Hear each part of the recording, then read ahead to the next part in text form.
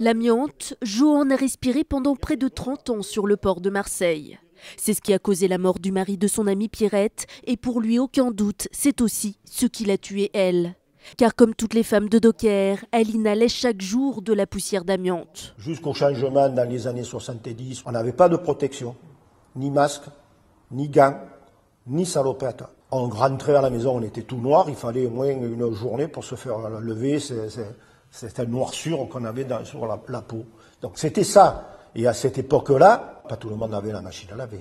Jo, ainsi que les 8 enfants de Pierrette, demandent donc aujourd'hui que le statut de maladie professionnelle soit reconnu dans son cas, une démarche bien plus compliquée que pour les autres malades. Il va falloir démontrer qu'il y a effectivement un lien entre son décès et l'inhalation de poussière d'amiante. Dans le dossier médical de cette dame, il y aura un certain nombre d'éléments qui vont démontrer qu'elle est atteinte d'une des pathologies de l'amiante. Cette reconnaissance, s'ils l'obtiennent, fera officiellement de Pierrette la première victime indirecte de l'amiante chez les dockers. Une première qui pourrait faire jurisprudence, car selon les professionnels, des Pierrettes, il en existerait des milliers.